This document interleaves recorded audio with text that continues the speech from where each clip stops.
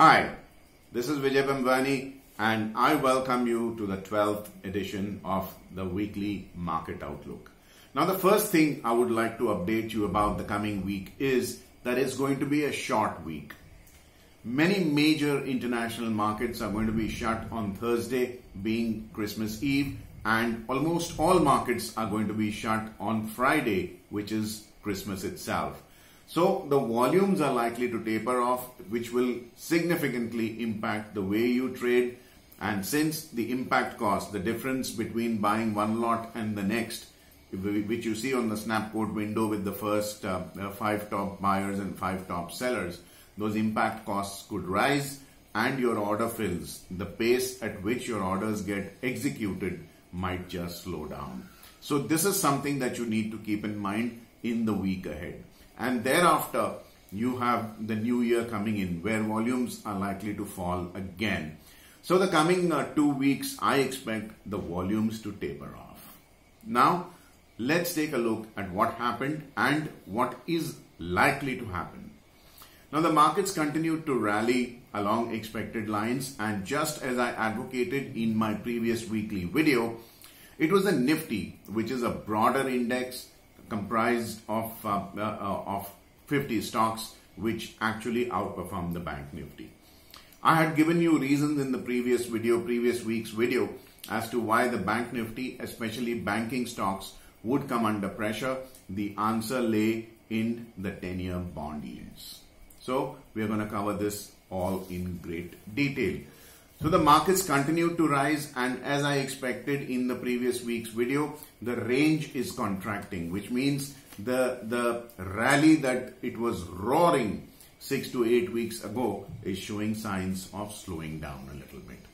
Coming up on your screen is the weekly market roundup, and as you can see, then it was a Nifty which outperformed the Bank Nifty, and the primary reason also being that the US dollar index continued to weaken. Now, this is something that I have advocated in my previous videos as well.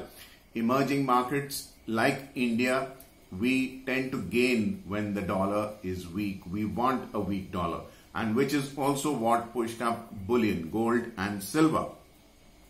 Crude oil also went up, and it was crude oil which also participated in pressurizing the equity markets, because rising crude prices raise inflationary worries. And the 10-year benchmark bond yield rose from 5.94 in the week prior to last to 5.96. Now this also had a negative impact on banking stocks, because bond prices went down, which pushed the yields higher. MWPL, as you can see on your chart coming up, rose from 24.46% last week to 26.48% in the week gone by.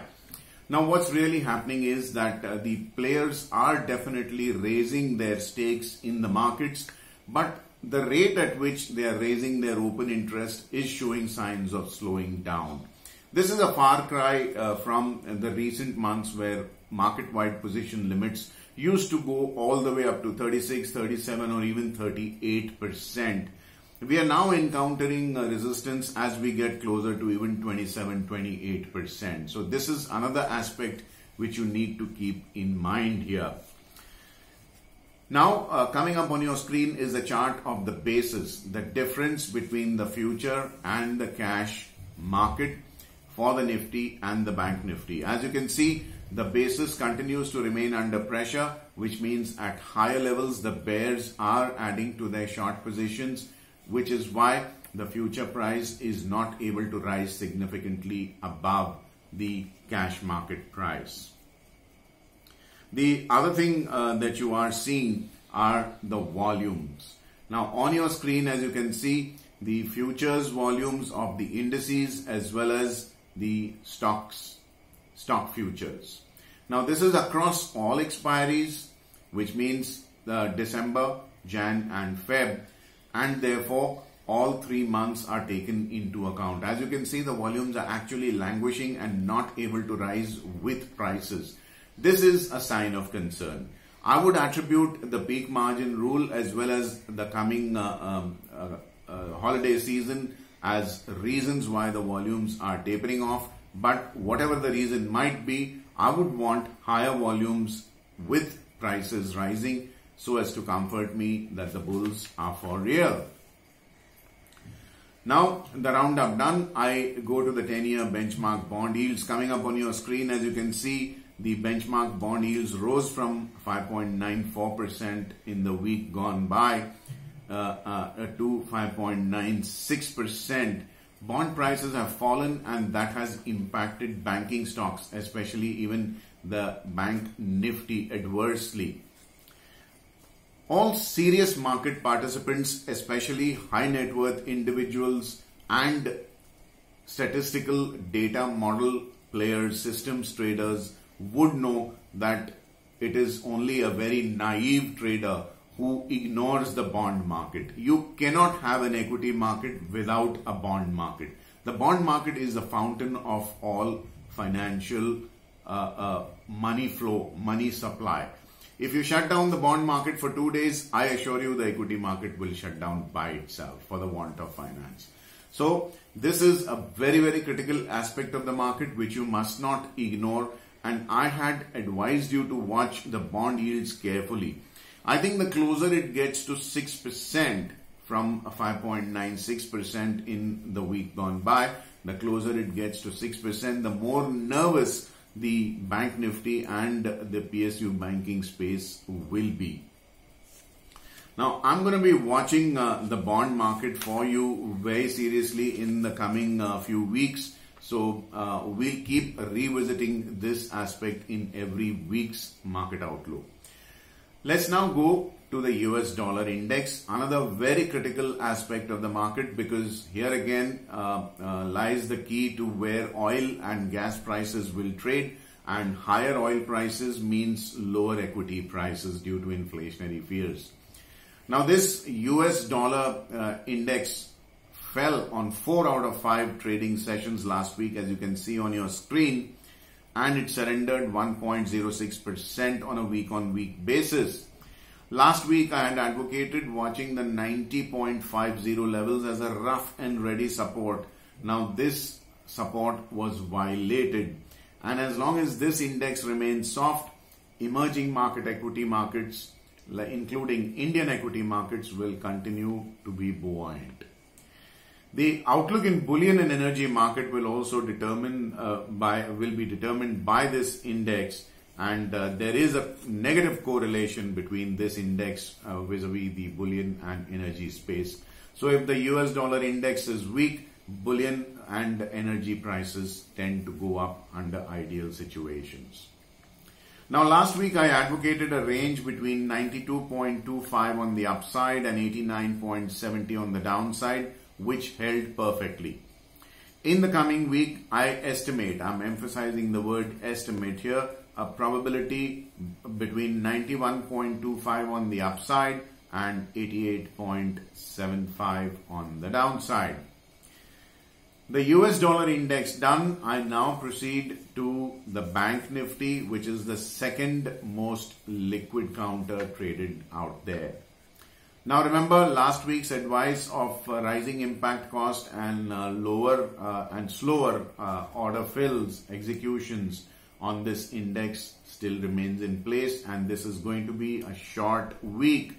So be very careful, trade on lower volumes. Now last week this index gained only 0.36%, therefore underperformed the Nifty 50 on a relative comparative basis. And this index fell on 3 out of 5 trading sessions. Last week's video said I expect this index to basically witness a significant amount of range contraction. There you see on your screen the range has contracted even though the index rose on 3 out of 5 trading sessions. Net the rallies were very insignificant, very weak and labored. Now, whether this is a precursor and a warning before the market is likely to fall, we will know only if the index falls below its 25 period exponential moving average, which you can see on your screen as a red line. Now watch this 25 EMA very carefully, and once the index goes below this level, especially closes below this level, be extremely careful about nursing long positions on this index. Now in the week prior to last, the Bank Nifty was on number 5 on the most volatile list, and as compared to the previous week which just ended, it actually went down to number 7. So the volatility is falling naturally, because you've seen the weekly range contracting, which means the intraday and intraweek price mobility is actually contracting. Therefore, other individual stock futures are gaining volatility more than the Bank Nifty, which means that this index is getting sluggish. And like I mentioned last week, between Bank Nifty and Nifty, I would favor trading the Nifty more than the Bank Nifty because of impact cost and liquidity concerns alone. Now, in the coming week, like I mentioned earlier, do watch the 10-year benchmark bond yields and of course the inflation data also. Last week, I advocated a range between 32,125 and 29,100, which held perfectly well. In the coming week, I expect an anticipated and estimated. I emphasize on the word estimated here. A range between 32,125 on the upside and 29,300 on the downside. I remind you again, trade very light on this index. Friends, let's now go to the most liquid and lowest impact cost counter out there on the NSE derivative segment, the Nifty 50. Now, this index being a broader index, which means it has more stocks making it up, 50 stocks to be precise, it held up better than the Bank Nifty. And it rallied 1.83% on a week-on-week basis compared to 0.36% of the Bank Nifty. Now, this I had expected, that the Nifty would outperform the Bank Nifty. This index also is witnessing some amount of range contraction, although it's not as pronounced as on the Bank Nifty. The range is contracting, however. This index also remains above its 25-day exponential moving average, and that tells me that the upthrust is still intact. So the next week being a shorter one, trade here also on relatively lower volume exposure, and be extremely careful in terms of your stop losses. Last week I advocated a range between 13,925 on the upside and 13,100 on the downside, which held fairly well. Now in the coming week I expect an estimated, I emphasize on the word estimated, 14,175 on the upside and 13,350 on the downside. Do note, however, that the market rally is fairly mature. The markets have rallied untiringly for more than 2 months, calendar months in a row, and therefore when the correction comes, the possibility of the lower threshold on both the Nifty and the Bank Nifty being surpassed on the downside is fairly good. You need to be extremely careful on your long positions going forward. In the week before last, the Nifty 50 was number 7 on the most volatile list, but it fell to number 9 last week, which means that the volatility has fallen, which of course, like the Bank Nifty, is natural because the intra-week ranges have also contracted. Now coming up is the most popular aspect of this video. I'm going to give you 5 stocks which favor the high beta, high impetus players. So who will take very small exposure on these futures but wait for large price moves. And I'll also recommend 5 stocks which have a very low beta, low impetus, and therefore you need to take a very high amount of exposure, but you will trade for very small price movements. So here goes the high beta, high impetus stocks is led, the list is led by Bajaj Finance at number 1, HDFC at number 2, Ashok Leyland number 3, Indus Bank Jubilant Food number 4, number 5 being LIC Housing Finance. Now, low beta, low impetus stocks. The list is led by SBI. You shouldn't be surprised, thanks to the bond market. Number 2, Tata Chemical. Number 3, Maruti Limited. Number 4, Sun Pharma. And number 5, SBI Life. Now friends, this gets me to the end of this weekly newsletter. Coming up on your screen are my contact coordinates where you can keep in touch with me via my social media accounts. I put up a lot of content there at the end of the day, after market hours, about a lot of statistical data on the markets, wherein you could basically gauge the coming days outlook reading those posts. We can have a lot of communications going, ideas flowing to and fro once you connect with me. So I look forward to that. I wish you a very, very Merry Christmas in advance. Do take very good care of your trades and investments. Have a very, very profitable day. Vijay Bambani signing off for now in this video. See you again next week. Thank you for watching. Bye-bye.